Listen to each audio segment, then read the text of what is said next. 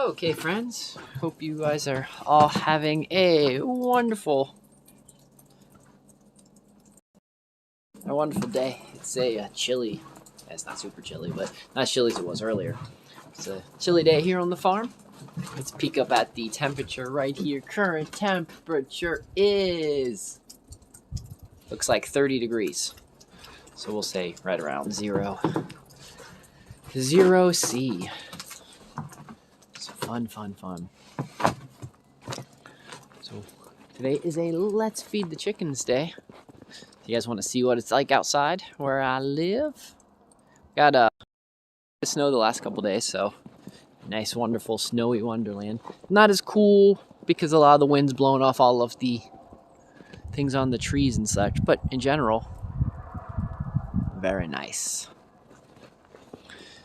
and chilly. So we're gonna go out, see how everyone's doing, get that all taken care of, get everybody fed and watered and happy. And yeah, that's today's goal.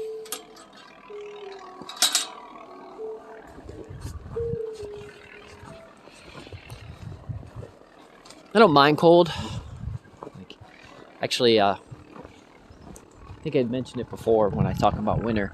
I actually look forward to winter. It's one of the things. It's one of the seasons that I absolutely adore. But I like winter when there's snow on the ground. So I'm a lot happier now that I can see snow on the ground. So let me show you guys this little trick. So this is that's a handy run. I don't know if you guys can see how it kind of has like that greenhouse look already to it. So we have greenhouse plastic up around it, and the ducks and such live in there. And we also have a little exhaust fan up top to blow out the higher moisture. So let's look in here. It's been in the hot sun. So right now you guys saw that it's about 30 degrees outside.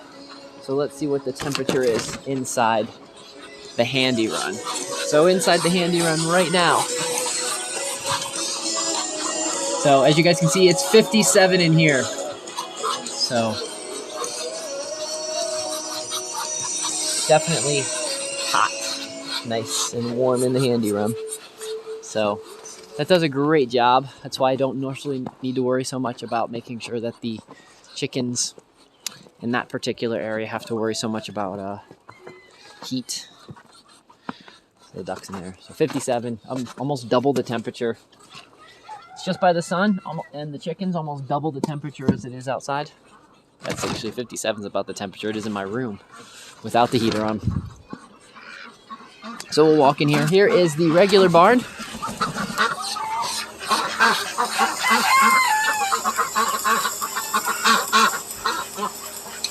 Okay. Interesting.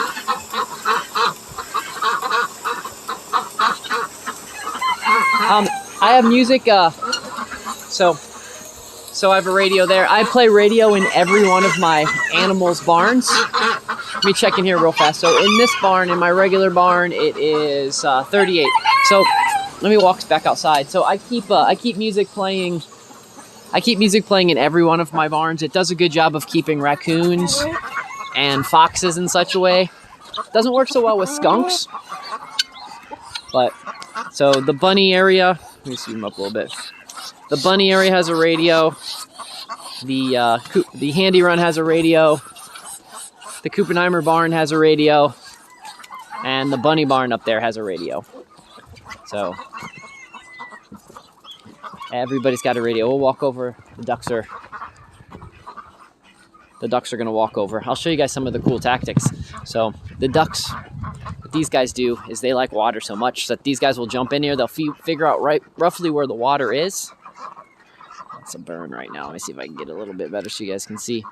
Anyway, so they're going to jump down the water, and then we'll come back and check on them in just a few minutes. But what you're going to see is over time, they're going to want a larger and larger pond.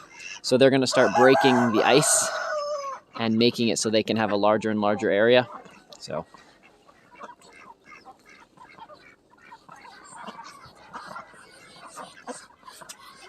that's Cassidy. She's one of our rescue ducks.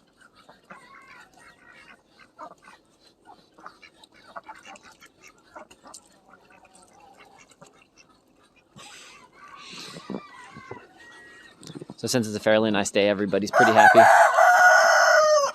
Yes, chicken, I hear ya. So let's go check on Sylvia. Let's see how Sylvia is doing. Curious if she's even been out yet today. Well, we'll find out. So Sylvia does have some, oh, she's right here waiting for us, right, Miss Sylvia? Yeah, you need some food? Yeah. Oh, I'm in West Virginia. So I live in a town called Flat Top, West Virginia. So but yeah, the radio does a great job. I'll get you some food in just a second, Sylvia. Yeah, the radio seems to do a great job of keeping the major predators away. It doesn't cats and dogs, and I also learned skunks don't seem to be bothered by radios either. But raccoons most of the time, and definitely fox. So let's go over here. I'm gonna open up the bunny barn, let this guy out. And then I need to go check on something before we... Actually, we're going to start off with giving Sylvia some food, since she's a hungry piggy. And when you have a 600-pound hungry piggy... Yeah, West Virginia is spectacular. I moved here northeastern Ohio, and I particularly live in a county where there's virtually no zoning, so I can build whatever I want, and no one bothers me. It's just it's a really great place. The downfall is there's not a lot of stuff close, so yeah, so it's just one of those. You kind of have to balance out. I happen to live, like, reason we have so much snow is where I live. I live in the southern part of West Virginia, and if you go down to the southern part of West Virginia, I'm one of the higher spots up. So I don't know. I'll show you this trick. I don't know if you guys know this trick. You know how each state has a different thing. Well, anyways, this is West Virginia. There's like the Panhandle and there's the Peak. Anyways, I live all the way down here by the wrist. So, I live all the way down there by the wrist at the almost the most southern part of the state as you can. Not just kind of outside just outside of the. I don't quite live in the coal fields, but the coal fields aren't very far away. So. But yeah, one of the tricks from living here in West Virginia is that the hand sign, that flicking someone off. I think it's hilarious that West Virginia is pretty much the state that flicks everyone off. So we're going to come back here in the bunny barn, but I got some food for Sylvia. So since Sylvia is so those of you that might not know, Sylvia is our guard pig. So she's been with us for 10 years, and she keeps the bear population in check, because bears don't like the smell of pigs. Because in the hierarchy, pigs and bears are pretty much both apex predators in these kind of areas. So bears, when they smell pigs, they kind of be on their way. And the good thing about not having bears is then they're not going to bother my bees, and they're not going to just cause other chaos that bears can cause. So not that the bears are here are dangerous at all. It's just I actually prefer to not have them like come and bother me. Kind of the way it is. So, and since I've had Sylvia, I've never I haven't had a bear come anywhere close to the property. So okay, let's get this food to Sylvia, and then we're gonna go check on the water, because I need to figure out what we're gonna do about water today, because I have a couple different options with water. Not sure if the outside water, if my cistern is frozen or not. If the cistern's frozen, then we go in the house back behind us and get water, which is a lot bigger of a hassle. So we're gonna go find out.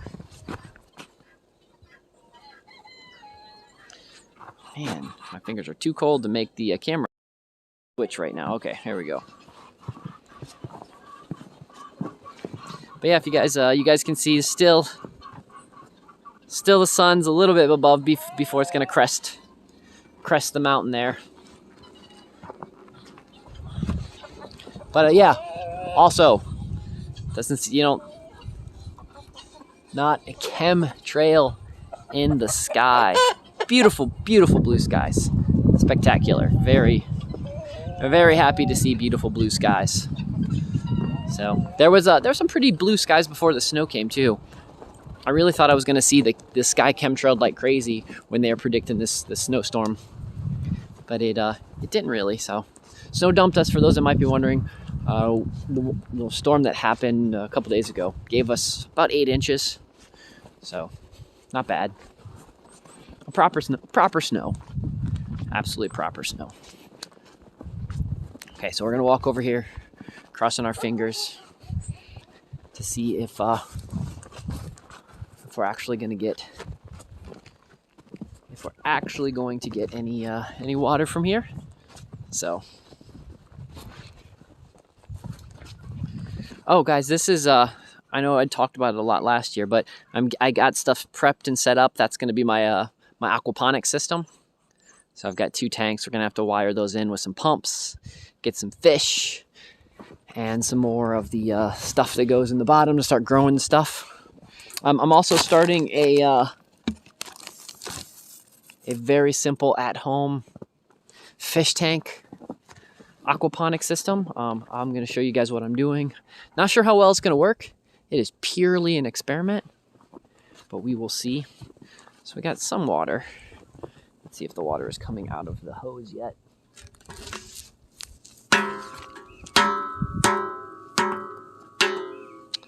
So as of right now, I might just let this run for a few minutes. But as of right now, it looks like we're frozen.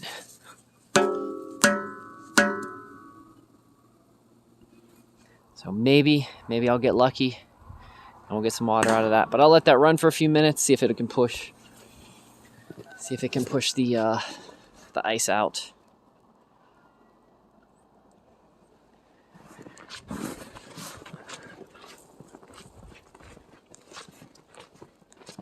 And we'll focus on getting we'll go into the bunny barn first, and we'll get the bunnies fed.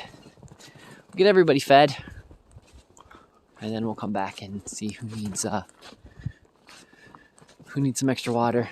The outdoor bunnies, the free range guys, they actually seem to love the snow. Lots of running around, lots of tunneling.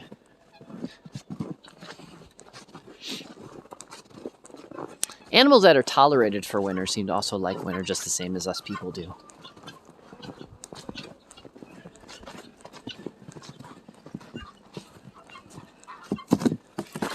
I like it because it's a rest period. As much as I love spring and summer, being able to do all the cool projects and having nice weather and seeing my plants grow, the winter is also really nice because it's just a cool rest period. Autumn's probably my favorite because it's whenever I can harvest everything and I can get the wonderful smell of leaves and everything's just so muted, colorful. See this, guys? I'm not sure which I did. I'm still gonna get these guys fed in here, but I either the breaker, which is possible, I do that a lot, or I accidentally unplugged the power cord here. But I'm gonna get everybody fed in here before I walk back all the way back over that way, because I've got enough light right now to be able to get everybody fed. So again, yeah, if you guys have any questions about anything, if there's ever anything you want to know about, really all we're doing today is you guys are just coming along with me. Lisa is down in Georgia visiting her mom, and her mom had surgery and such, so she's down there making sure everything's cool with everything like that. So it'll be me doing the chores for a couple days, about 2 weeks maybe, give or take. So living in the woods, Bear. Thanks for the follow.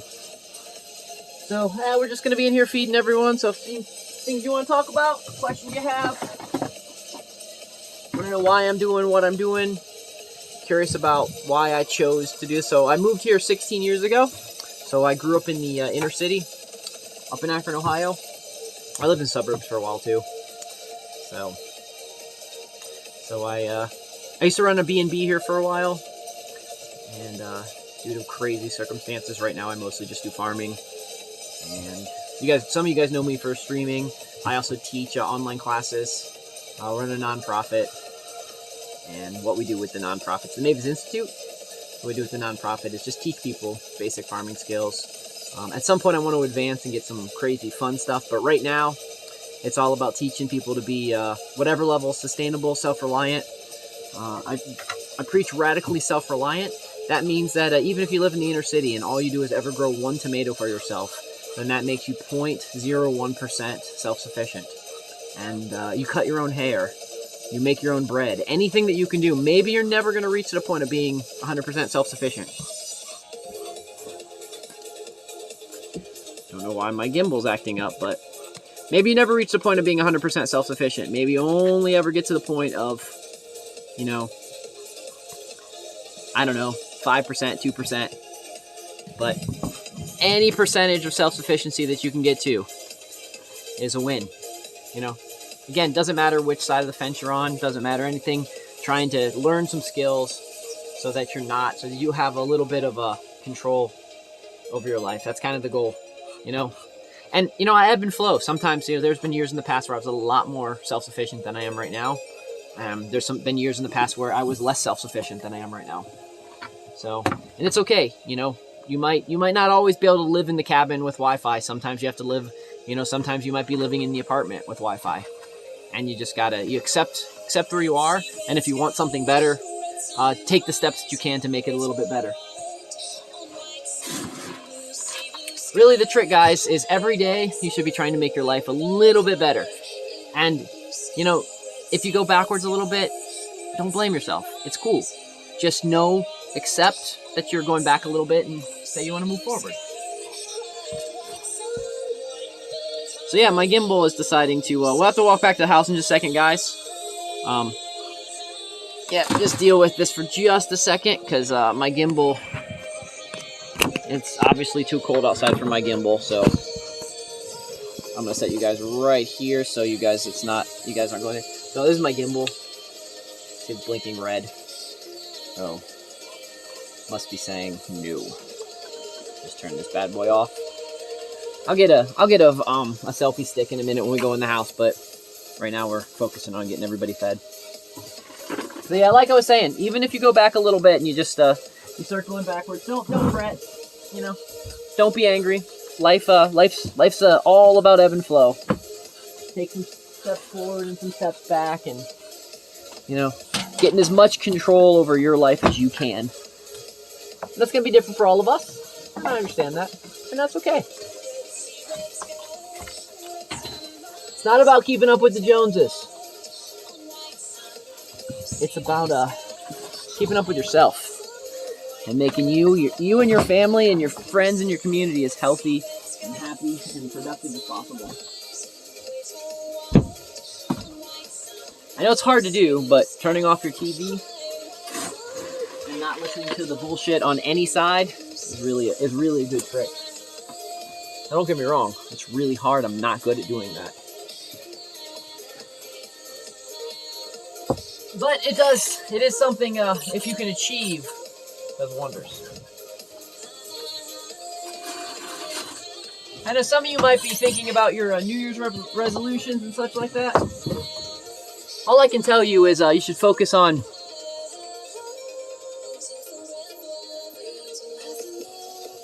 You're absolutely right. Absolutely right about that.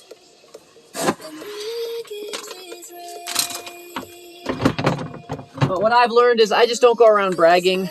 It's probably a good lesson to maybe just don't go around bragging about how much food you have. So the Mormons are really good. They have, a year or so worth of food. And I say that, you, regardless of where you live, lots of crazy stuff can happen. I would say have as long as period as possible for you and your family. And don't just have, let me address this for a second. Don't just have that, ration food, the food that you're never really going to eat, but have proper rotation, because one of the things that people forget about in a crisis, and, here in Appalachia, we've gone through a couple where, I've lost power for about 2 weeks before, and I've lost power in the winter. And the thing is at some particular point, you want some level of feeling normal and feeling something that feels correct. And so you don't just want to have all your MREs, and you don't want to just have beans and rice, but sometimes you might want to have things so you can make a cake, or so you can make some cookies, or so you can just do something just to kind of change up life a little bit.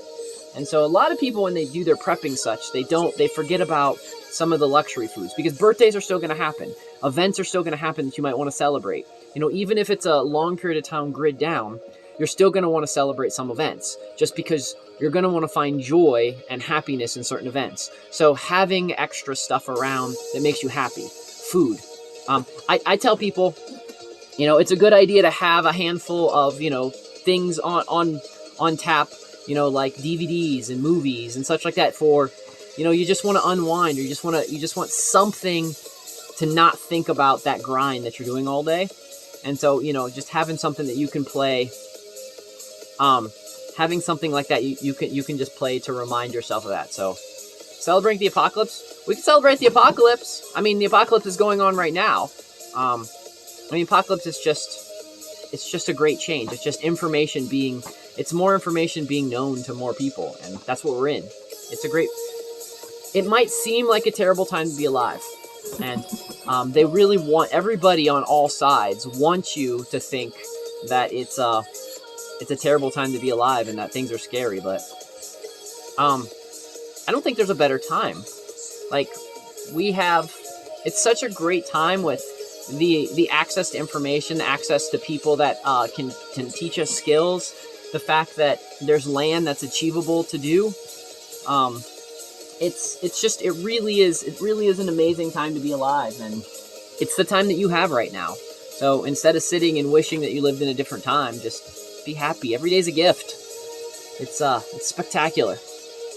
I'm not saying YOLO or anything. I'm not saying, you know, you only live once, but I'm saying, you know, what's the point of being angry at the bad people? You know, the departments of making you sad is always going to make you sad. They're always going to try to tell you got to pay more taxes. They're always going to try to tell you this, that, the other. You know, fight the good fight when you can, but the rest of the time, keep a smile on your face. Enjoy the fellowship of your friends. Listen to some good music. Do whatever makes you happy. You know, go outside, raise some animals.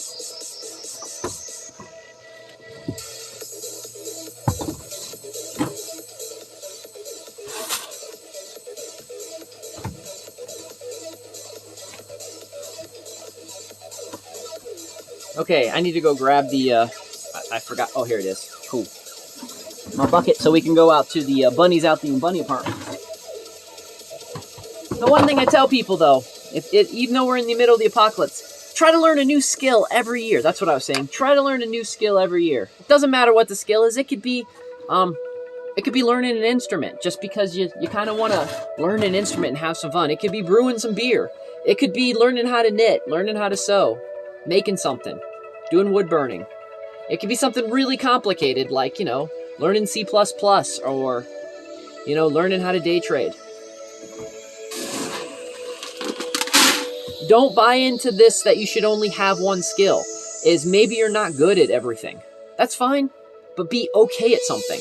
And then if you're okay at it, then you can be around people that are experts, and you're going to be a little bit more okay, and then a little bit more okay. And then what's also great is the children around you will see you doing cool things and making things a little bit better and becoming a little bit better, and then they'll get inspired to want to be like their friend, be like their uncle, be like their father, be like their mother, be like their aunt, be like their grandfather, you know, and they'll be like, well, I just want to learn that skill, because something like that. So, you know, lots of stuff. So instead of just being angry, do some fun things. Learn some skills.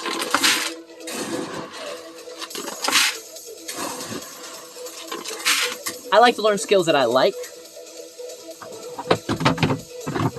Like, those that follow me long enough know that I'm pretty at math. So, you know, I don't really focus on a lot of math things. I do try to improve my math skills a little bit, but, you know, it is important to know your weaknesses. My weakness is numbers. Just, I don't know, math's hard. So, but you get me out in the woods to identify plants, don't get me wrong. Love that. So, water and wash. Yeah, I have an interesting accent. So I have no East Coast accent. You know, it's funny. I grew up in Akron, Ohio, and Akron, Ohio, pretty much the joke in Akron, Ohio was it was the capital of West Virginia. So for those that don't know about Akron, Ohio, so Akron, Ohio, when I grew up as a kid, it's where all of our tires were made. Before NAFTA, most of your tires were made in Akron, Ohio at Firestone, Goodyear, BF Goodrich, General. All the tire factories were there. The other interesting thing about Akron is there was an influx of people from wherever. But what was also interesting is even though there was an influx of people from wherever,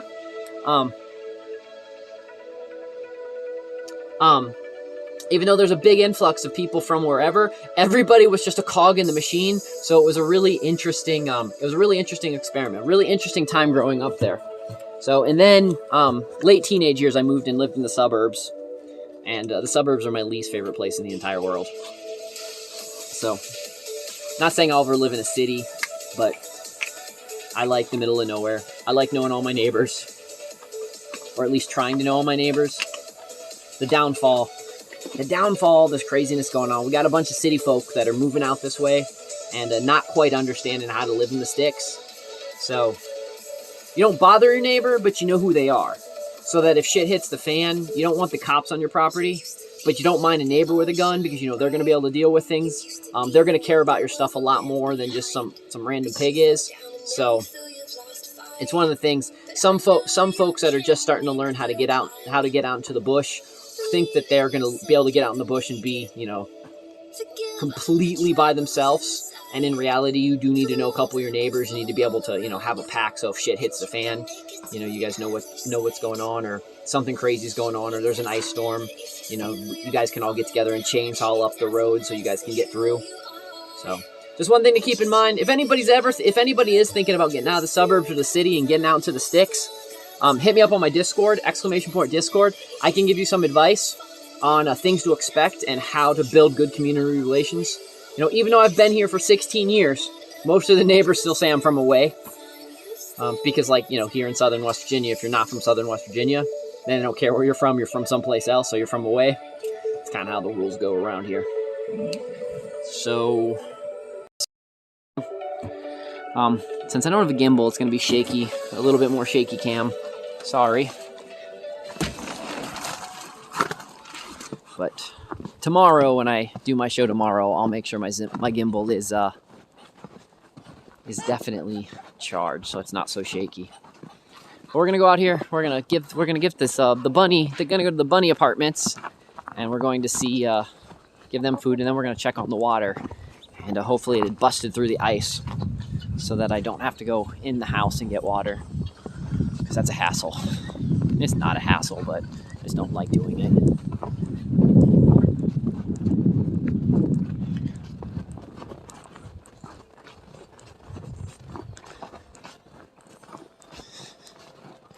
Let's come to the free-range bunnies. Those have been following me for a while. That's probably one of the relatives of Zig Hale. Zig Hale is the little black bunny that we had that has the little white mustache that lives up on the mountain. That's trying to raise a bunny army to invade Poland.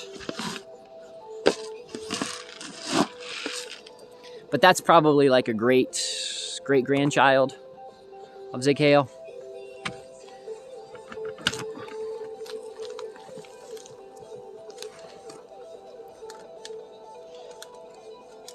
Okay, so let me show you guys a little trick.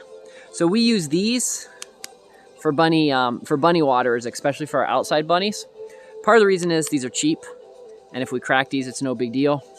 But what also makes really easy is they're easy just to pull out the chunks of ice, and then we can easily just fill these back up with water. And what we use is we use two of them, so you put one in, and then you put this one in, and you can attach that one to the side of the cage. And then, again, if these break, you just do whatever you want, recycle it, melt it down, throw it away, whatever's your cup of tea to do with those. And it seems like, you know, you might think that you're spending more money doing that, but really, especially in the winter months, makes things a whole lot easier. And if you're someone that eats a lot of that, you know, if you have friends or you have relatives that eat things that come in those little things, then you can just have them save them for you and you can reuse them.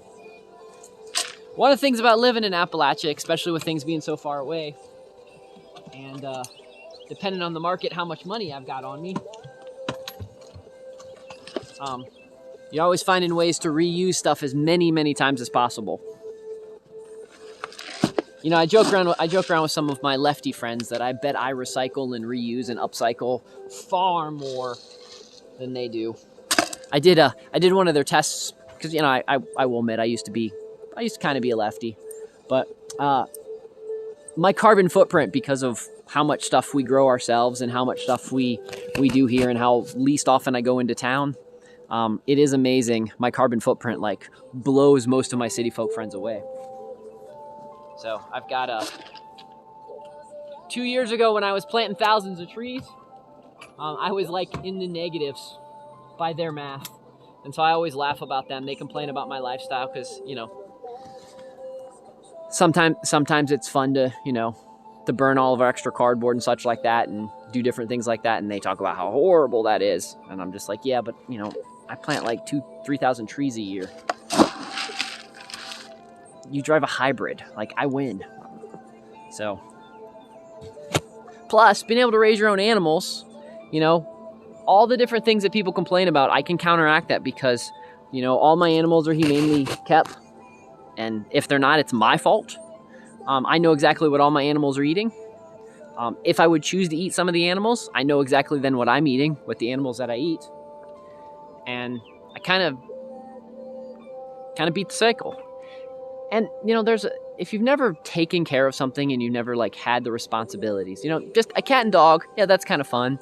But having, you know, like today, I'm responsible for somewhere in the vicinity of like 100 and some lives. So I need to make sure all of them have water, making sure all of them have food, double check on them. That's why when we go through this, you know, I'm peeking in, making sure that they're acting normal. You know, if they start acting sick, then to have a medical plan in place of what I'm going to choose to do to make sure that, you know, nothing bad happened. But when you have all of that responsibility, it changes your mind in ways. Thank you so much for the treats. It just it does a complete mind change, and you look at the world different. So one of the things that I've told a lot of my friends that, you know, think that so many people don't think anything like them is, you know, you get a bunch of people on a farm and you get a people like just kind of living in a community doing stuff that doesn't necessarily affect the outside world as much. And you'd be surprised how much more we have in common and how, like, stuff. You know, one of the things I joke around, like, homesteading really pretty much combines like cowboys and hippies. So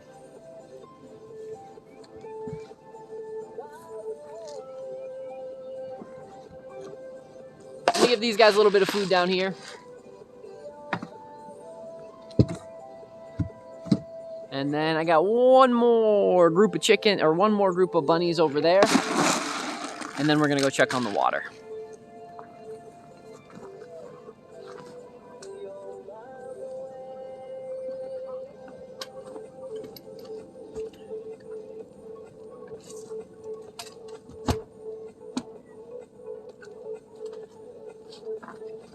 Let's give some of these guys that are running around a little extra treats. So what we do is some of the free range guys, just to make it easier for them, we'll sprinkle some food on the ground or in the places that they like to run around.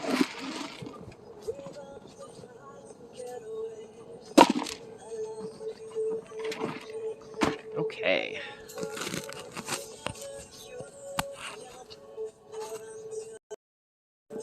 Okay, let's go down and check to see what's the chances that the cistern pushed the frozen plugs through the hose so I can access the water. I'm gonna say not very likely because I'm seeing how much it's spraying over here, unfortunately. I'm gonna bang this on the ground a couple times. Nah, too frozen. Anyways, these are my two cisterns. I got a cistern there and a cistern here. This has got the big thing on it to catch water.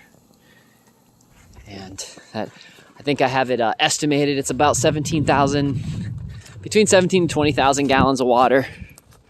So Ah, yes, good.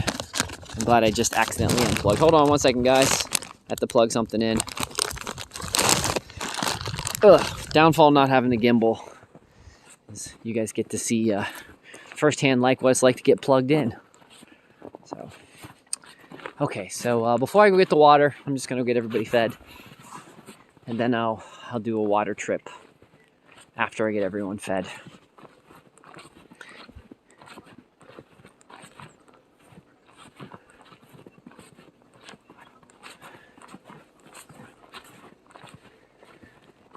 So nice, so peaceful.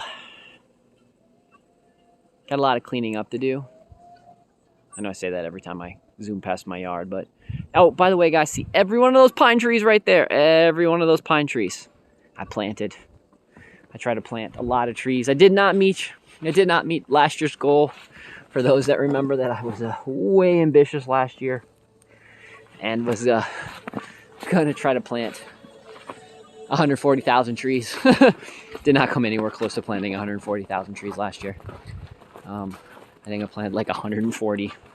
So, you know, only missed it by like 3 zeros. So not too bad. I just had a lot of other projects that we worked on last year. And it was silly ambitious. Plus, you know, I had a tough time actually finding yearlings. Like, okay.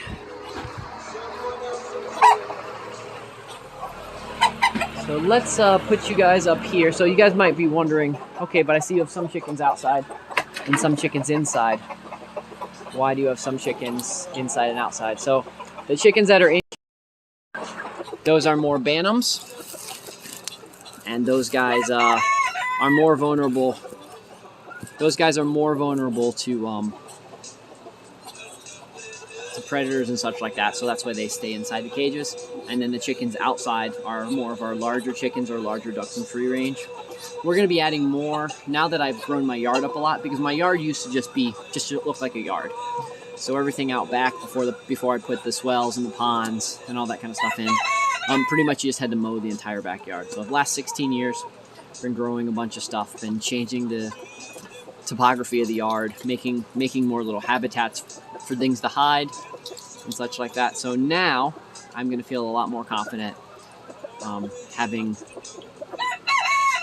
larger chickens be able to free range without aerial predators being able to pick them up and bother them or anything. So that is that's the goal. So anyways, the cages in here, everything is modular. So all these cages, they can be stacked and taken outside, and then we put them in different parts of the yard and they turn in chicken tractors, and then we just move them around. These guys get to be outside, get to free range-ish, because we move them and then they mow for us, they rebuild awesome soil for us.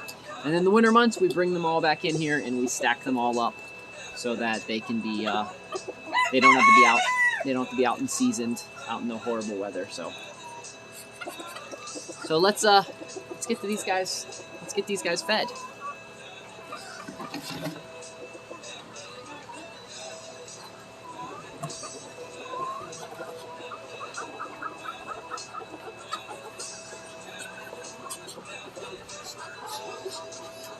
Yes, Terry, I am living in the pod, and I'm eating, and I'm eating the eggs.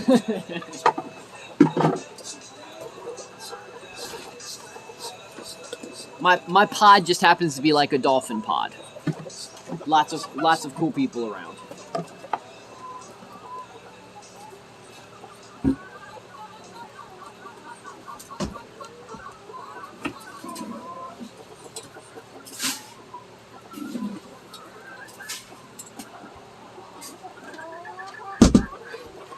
Okay, so we're gonna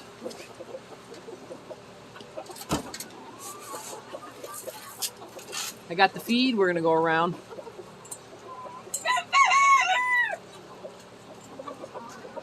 Yeah, anywhere. Part of the reason why crypto's going down is because of that. There's also some talks of some of the countries that are banning certain types of crypto. It's also the time of year that cryptos go down, so any advice? Yes. Get a group of interns And there are folks that would love to inherit land. I know that sounds weird to just inherit land to strangers, but you might be able to find some younger folks that are willing to do a lot of the work for you. And Permies.com is a good place to find a lot of those type folks. They just don't have the finances to buy a large chunk of land, but they would love to have. So work out something with interns so that over time, the more work they do and the more stuff they do, that builds them equity to inheriting part of that land when you don't need it anymore, or have it so that you start a small business. And or I would suggest maybe doing something like a nonprofit, or set up like a board of trustees so that people can vote people on and off if someone is not like living up to their part of the deal. And then just have young people that don't have access to the finances but they have the strength and that kind of stuff, and then you kind of just manage it. So it's a lot. It is a little bit more complicated because you are going to have to screen people and you're going to have to be a good manager. But it does give you the option of like pretty much starting a community, because there's a lot of young folks. You don't see it because a lot of these young folks aren't on things like TikTok and Facebook and Instagram. But there's a lot of young folks that don't want to be in the rat race anymore. So,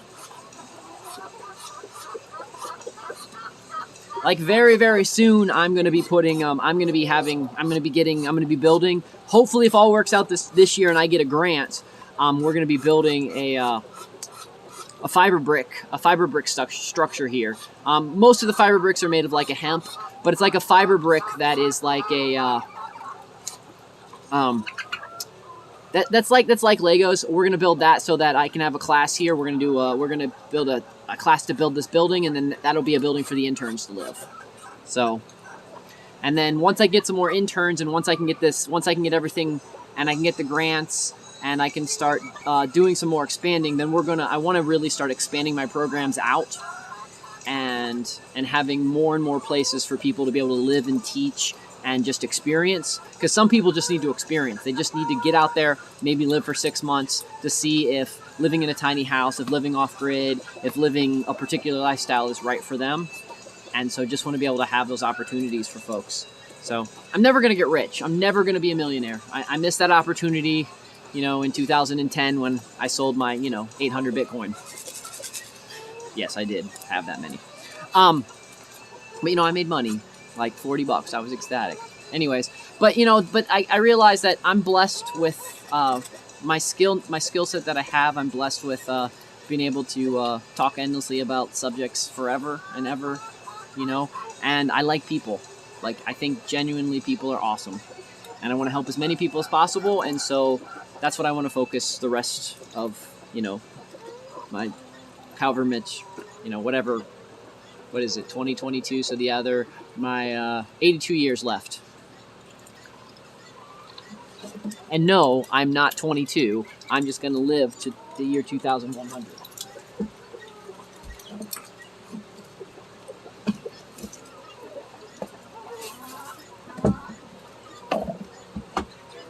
So,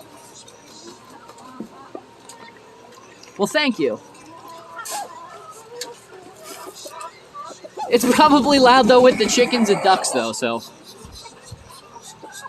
but yeah, living in the woods, really, if you are looking for people, Permies.com. If you've not came across that website, it's a permaculture style website, but lots of great people on there. There's also a thing on Permies where people are getting certified to learn a variety of skills. So they have this thing. They have these skills called PEPs. And then there's SKIP. It's skills to inherit property. And so what it is it's a bunch of young people or a bunch of people that are learning skills to make themselves valuable so that, they could, just like what I explained to you, so somebody could come to the farm, somebody could work with you, and it would make sense because they're putting in all the sweat equity while you might be putting in some of the sweat equity and some of the labor equity, and having building relationships and building communities the way we used to through, kindness and, working together and doing awesome stuff.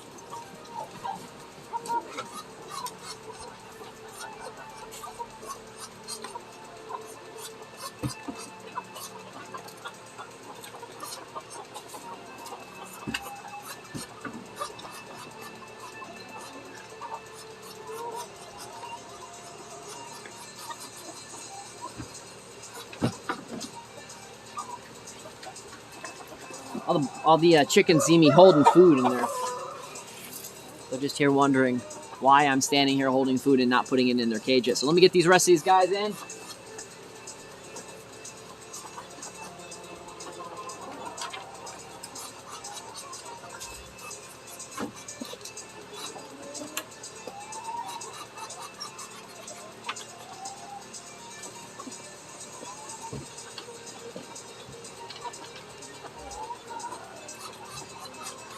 Couple more scoops.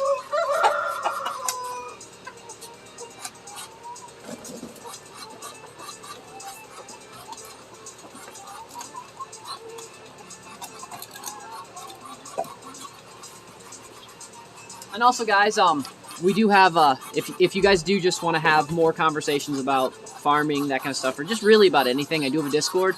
Discord will give you the link to that Discord. You can also, I think it's !M, so you can see my nonprofit or the classes that we teach and when I'm going to do seminars. I don't currently have the 2022 seminar list up yet because I'm kind of waiting to see with all the silliness. Just because setting stuff up and then having to cancel stuff is just rather ridiculous. So I'm just kind of keeping an eye on the silliness out there and what I'm allowed and not allowed to do based on silliness, or want to do and not want to do. You know, I'm allowed to do whatever I want. Sometimes I just follow rules because it's convenient. But there's that, and yeah, if you go to my website as well, and you want to try to find, that's where my email, my phone number, and all the other stuff is. So if you guys need to contact me for anything.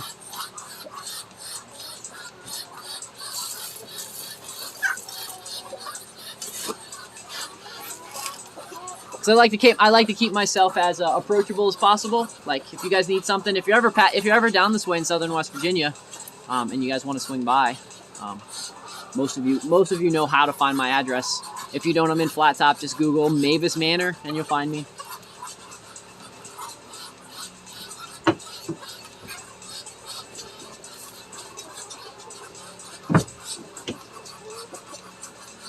Because I like people, and if I get to, and I love, my goal really always was to show off what I did and have things here so people can come. I always have different experiments going on, always trying to see how not to do something.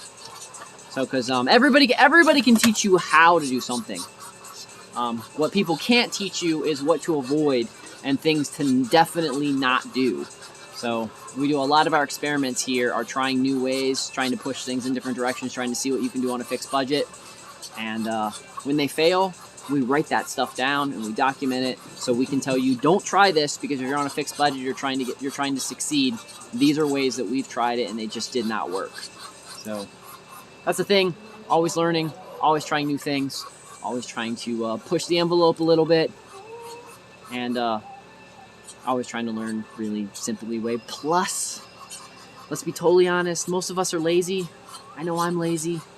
Like, I like to do the least amount of work as possible, and so anytime I can learn like a little hack or a little glitch or a little trick so I can do something without having to do as much work, always looking for those.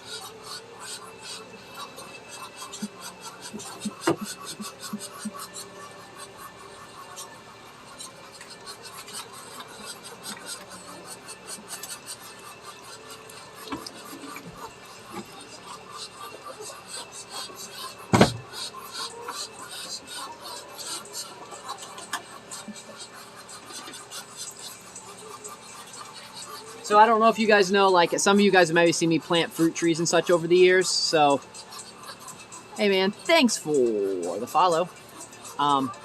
So some of you guys might have seen me plant fruit trees and such. And the way we plant fruit trees here on the property is we practice the stun technique. So some of you might be wondering what the stun technique is. Stun technique is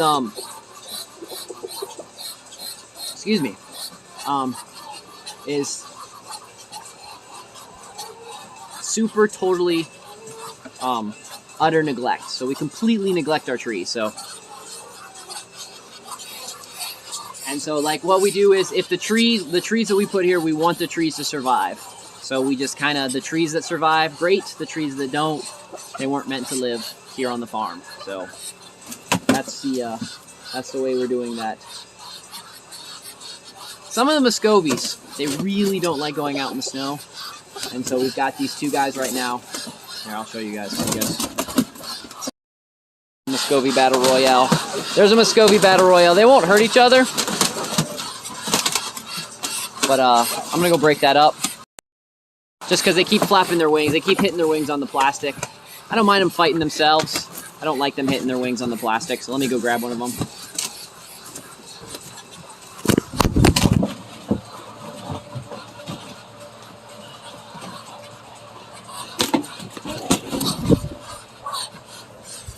Okay, well, you guys get to look at the floor.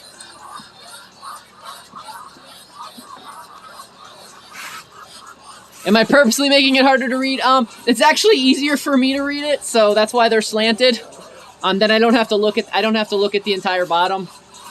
So, because right now the color, I didn't put a good color in. I have to go edit the color, and I was, again, what we talked about earlier, I'm lazy, and so that's where we're at. So, we're gonna head over. Also don't have my gimbal. You guys saw earlier that I don't know what happened to my gimbal. So I'm going to go over there. I'm going to get those guys fed.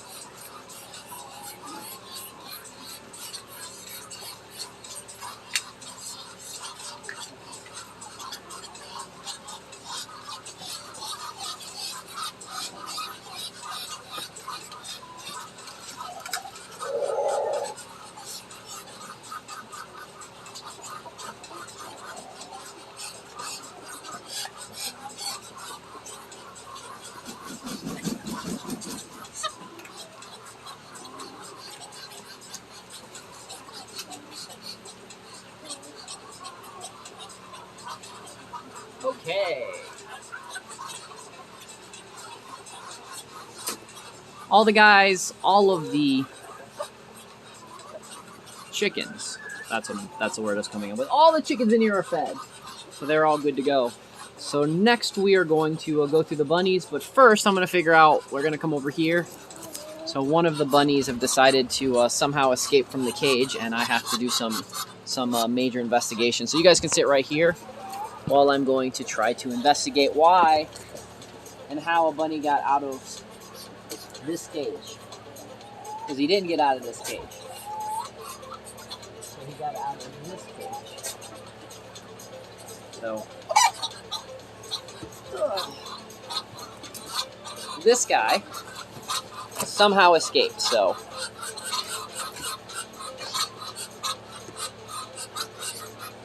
you're probably right, Anyword. It probably would be better.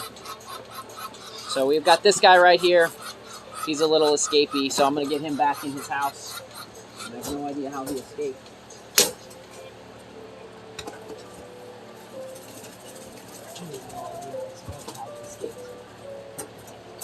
Very odd, very odd. So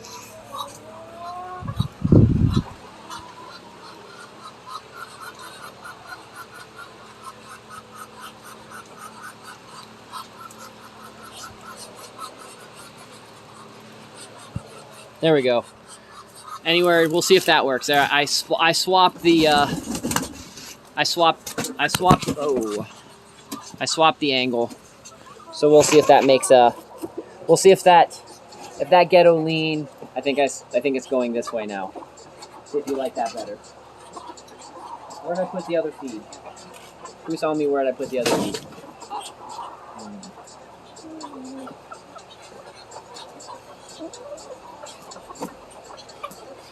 Right there.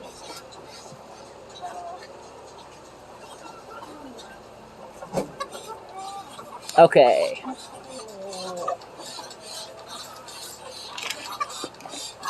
It probably helps if I make sure it's on the screen. So, yeah. No thanks, Anyword. But yeah, going back to crypto. Now there's going to be some pops in crypto. Bitcoin right now is really looking like, if it looks like we're ready for a pop. There's been a lot of if you pay attention to the charts, it's really stabilizing where it's at, and I would say probably middle of next week we should see at least one nice spike up. It doesn't mean it's going to stay, but we should see a spike up fairly soon. For folks like me, I like these drops and these spike ups because day trading, whew, spectacular. But those of you that hodl, not as much fun. But if you're in it for the long haul, it doesn't really matter.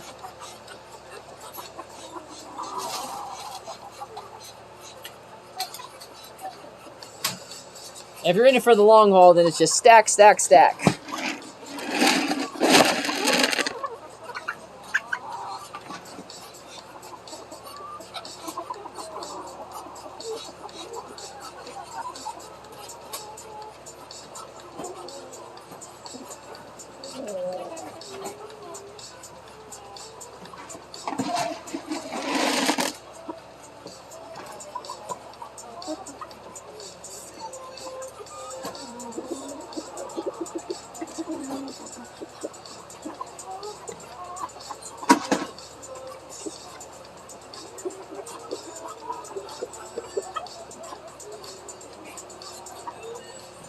Found an egg.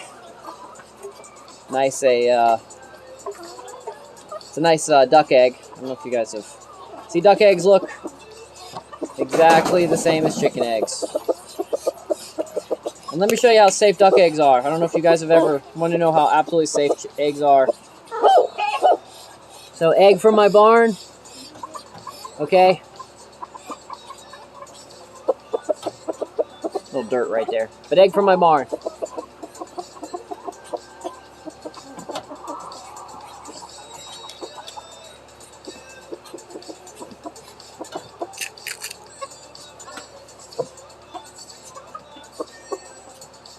See? Shell. So folks that tell you that raw eggs are not good, I don't know what they're talking about. So, you can eat raw eggs from your barn, no problem whatsoever. So. No shell.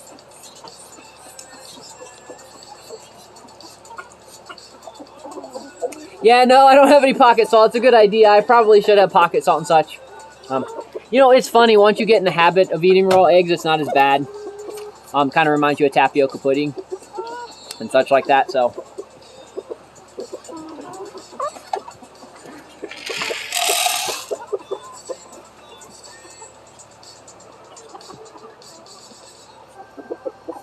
you prefer your eggs scrambled and cooked? Egg. To each their own.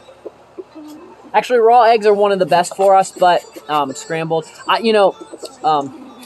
Sweetie Todd, I actually prefer if I have my choice, I prefer my eggs in cakes. So.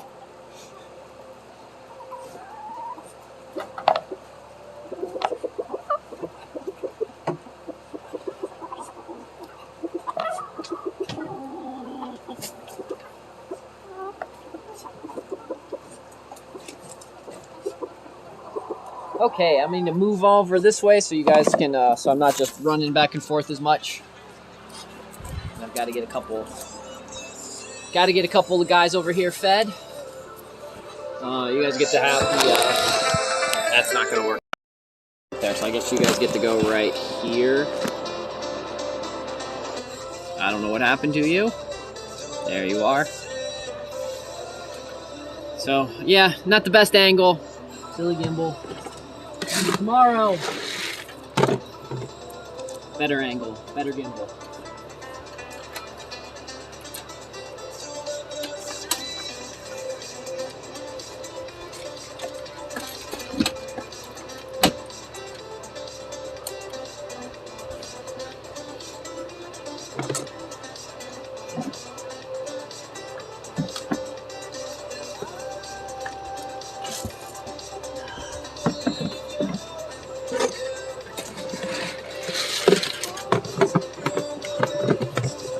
So I will say, if you guys live in an area where you only have a few rabbits and a few chickens and stuff, the heaters that you plug in are absolutely amazing. It's just with so many animals that I have, my electric bill would be outrageous and it would be really complicated to do. But it would make everything easier. So if you only have a few animals, you can get one of those plug-in heaters, and yeah, definitely make things easier, especially on cold days like this. Because as I'm going through everybody. I'll give you an example. As I'm going through everybody, we got this chicken right here.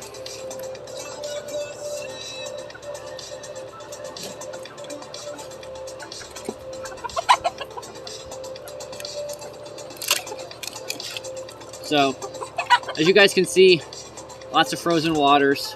The good news is there's still quite a bit of water in here, but we'll give everybody some fresh water as soon as I go get some in just a little bit.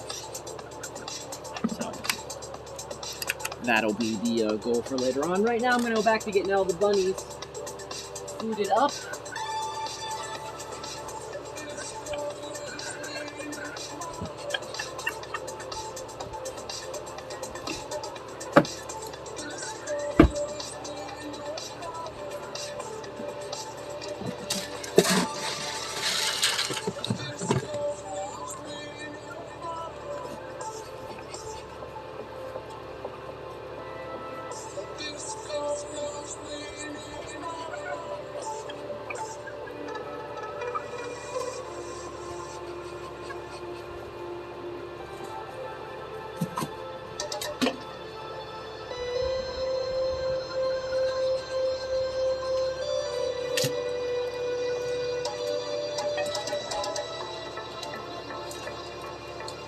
Okay. I think we got everybody, food in here now. So I think everybody... Well, some of the chickens are thirsty. At least everybody is fed. I'm gonna make sure, I'm gonna give these guys over here just a little bit more because they're looking a little extra hungry.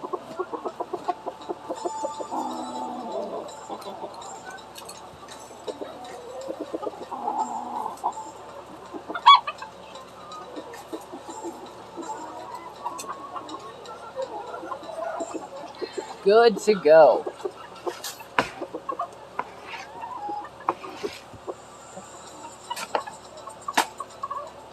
Okay, let's check this water and see if this tub is frozen. It is not, so we might be in luck, guys. I might have to only go back to the house for one bucket of water.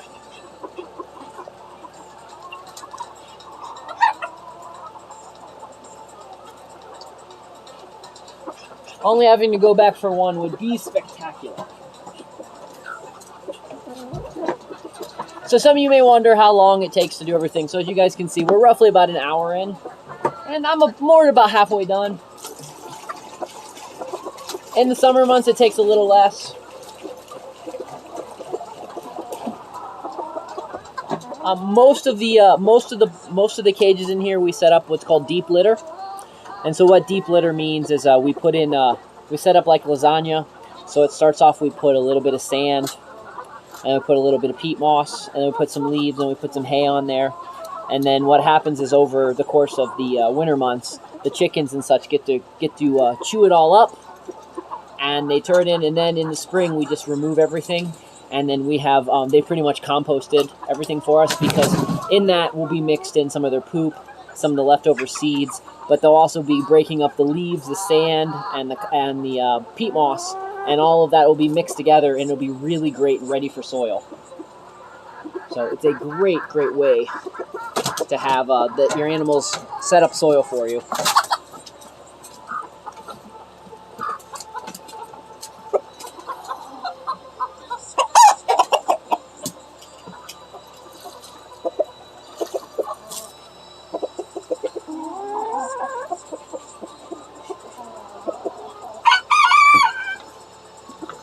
I'm just going to go through and get these guys some water.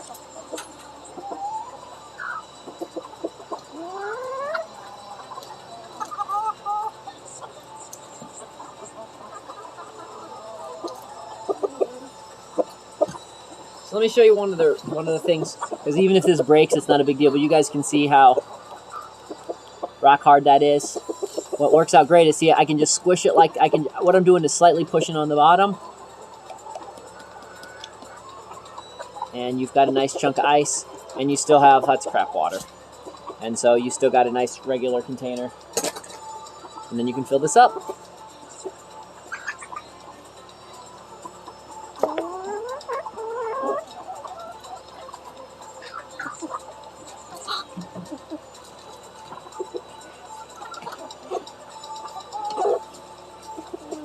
And over time, you will need to replace these.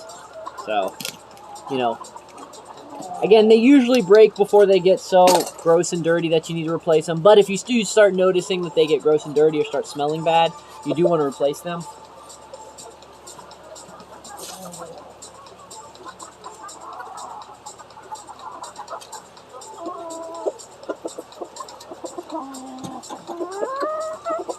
A little bit of green algae isn't a big deal because so what green algae does is green algae can actually help with some stuff, but if it starts getting a really bad funky smell, then that means the container is ready to go, and you just get rid of it and you just start off new with a fresh one.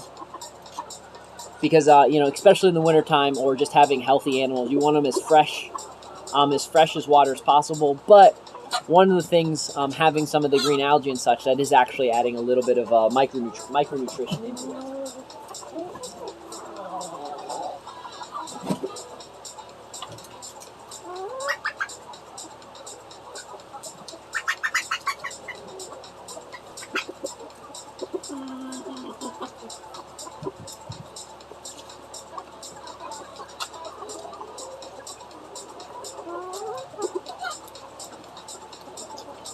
So what'll happen sometimes is the reason how they get gross is what'll happen sometimes is the chickens will clean out their crops in them.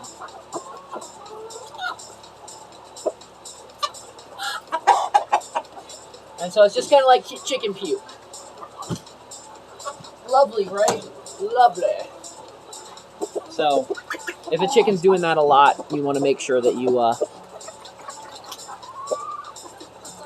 have it nice and clean.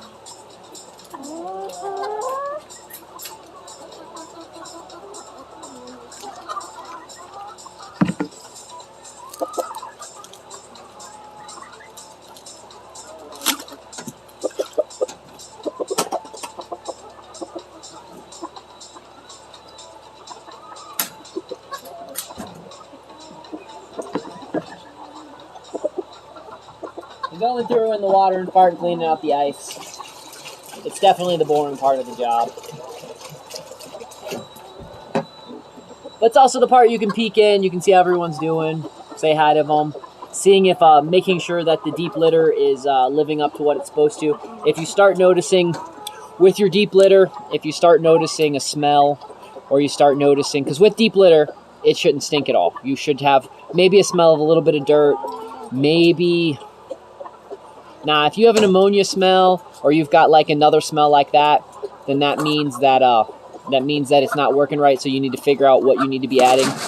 Sometimes it's diatomaceous earth. Sometimes it's more leaves.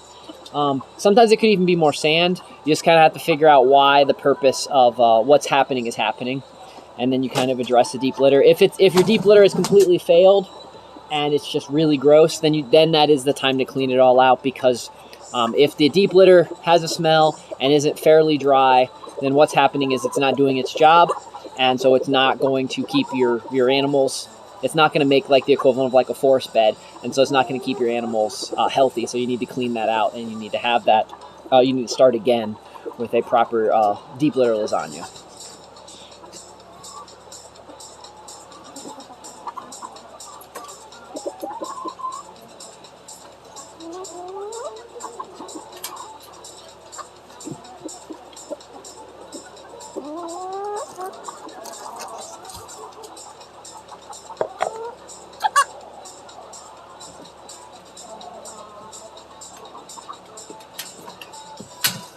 So I'm going to, I think I'm going to start doing some more of educational videos, like on my Odyssey and my YouTube page. That's both of those is Mavis Manor. And I think I'm just going to do short little, short as in short videos for me, which, haha, is funny. But short or little videos explaining how to do some of the different techniques that you guys might be wondering how to do.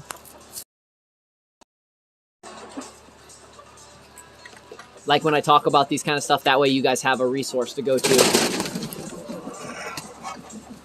So when I talk about deep litter, or when I talk about some of these other techniques, you guys actually know what I'm talking about.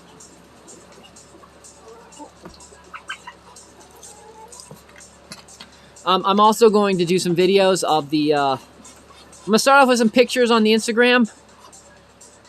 So Uh, yeah, the Mavis Manor, was the B&B. Yeah, that's the B&B that's currently on hiatus. But yeah, that's the.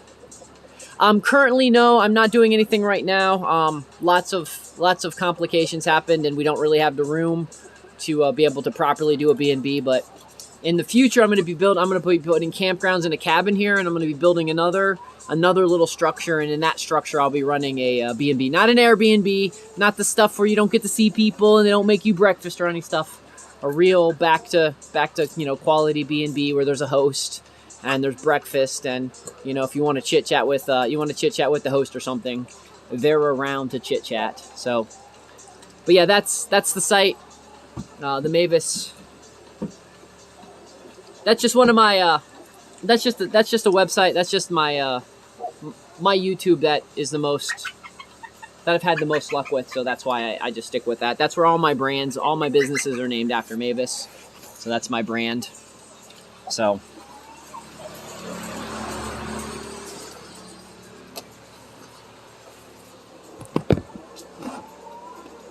But anyways, that's where my videos will be. I think the last couple videos on there right now, I think I have the kombucha class, maybe even a soil starting class.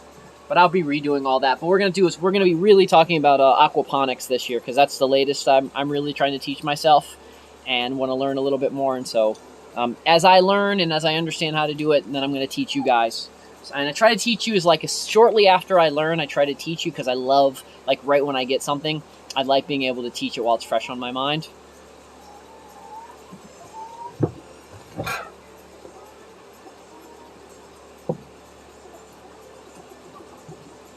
And plus, while I'm doing that, I can also tell you the mistakes I've made while I was learning.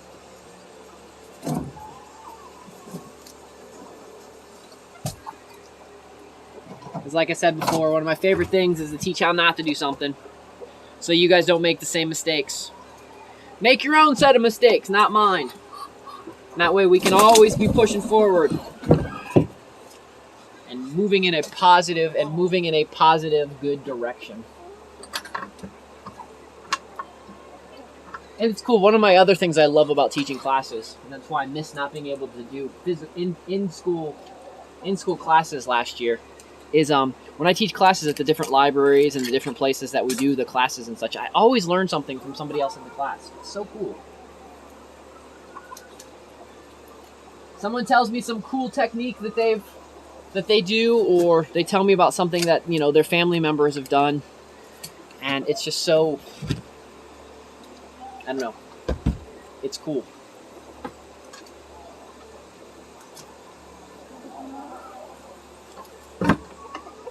The whole reason I started making elderberries and started growing elderberries here is because when I was teaching a tincture class, an herbal tincture class, somebody had asked me if I grew elderberries, and I didn't even know elderberries grew well in these parts. And so I went and got out my field guides and started wandering aimlessly around my property, and I found an elderberry patch, and then I found another elderberry patch started, and then over the next couple years I just fostered that elderberry patch to keep growing, and made some really, really awesome elderberry medicine.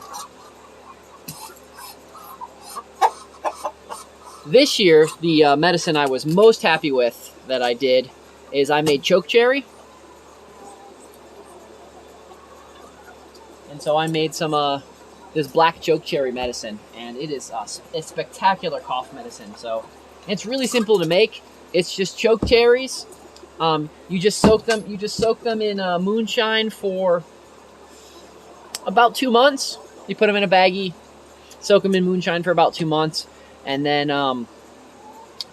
you filter that out, and you mix in with like a little bit of honey. And you just take a spoonful of that, and it's a great cough medicine. Or if you just got a little bit of a scratchy throat, just take a little bit of that. Spectacular.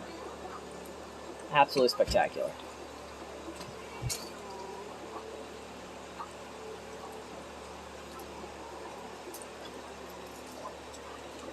And what's cool is everything came from right around here.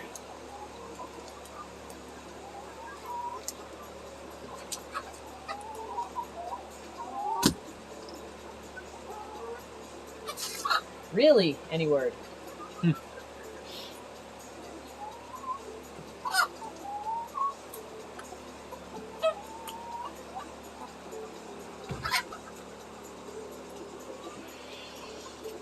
Yeah.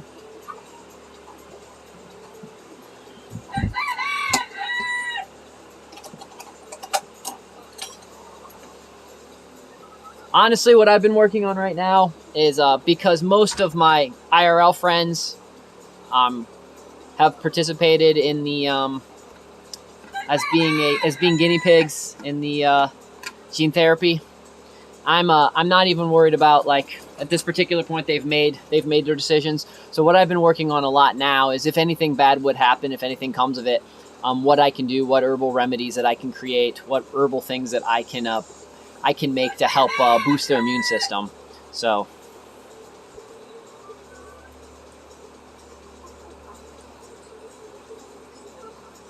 Oh, whiskey, lemons, and honey. Yes. Actually, lemon, honey, and any type of like high proof alcohol seems to do a wonderful job. Seems to do a wonderful job as a cold remedy.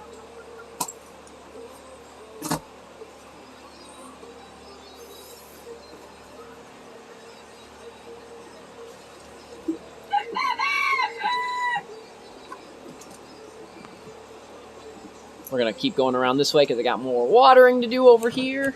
Oh, this one might 360, so I keep not sticking my finger over the camera. Okay.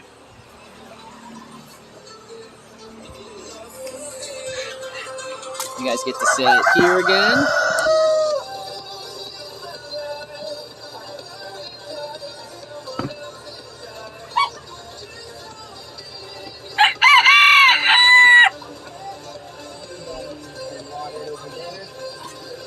Now we're over here.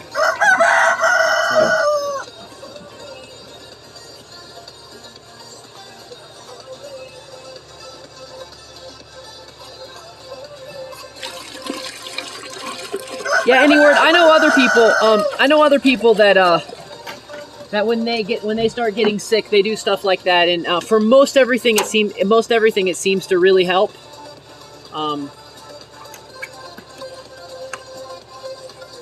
Yeah, oregano's a pretty amazing thing. Amazing plant. I grow oregano here. And there's a lot of people that swear by oregano. So, I also think menthol is really good. I mean, it's in the same family as oregano. So, because oregano is just in the mint family. So.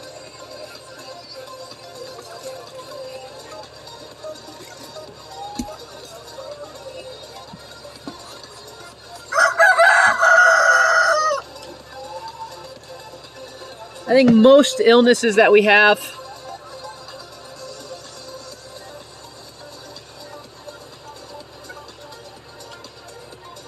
we can be treated with natural stuff that exists, so.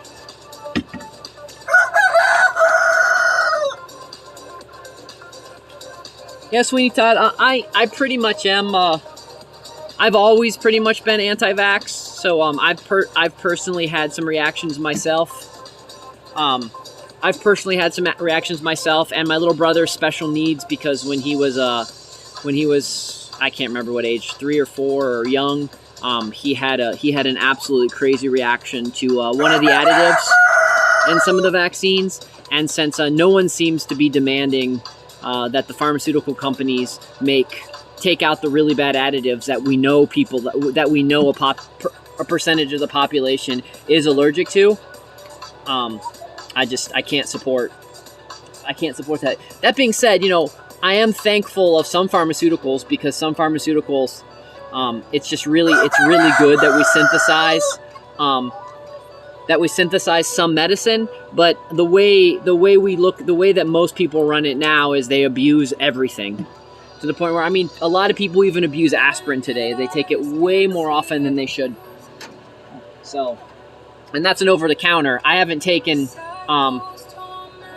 I did take, with the exception of taking Doxy. So, with the exception of taking Doxy, because I had to take Doxy this year, I haven't taken a pharmaceutical in a very, very long time. So.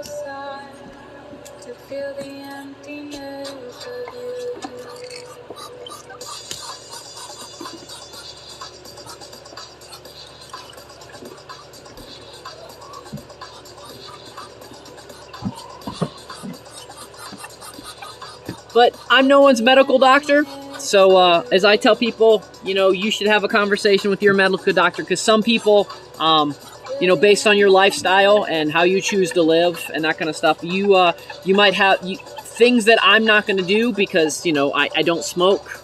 I extremely socially drink, I don't drink a lot of alcohol. I don't eat a lot of bad food. And so my lifestyle is different, so of course I'm going to be able to do things different than most people are. You should know what you're putting into your body and making sure it works best for you. So, because I will say, years and years ago when I hurt myself, and I did have to take I don't remember if it was a Vicodin or something of that sort, when I was in a lot of pain. That did help me for about 2 days get out of the pain and actually be able to sleep and then to properly recover. So good for stuff like that, but bad for people that get overprescribed that to the point where they get addicted. And we just need to use medicine properly.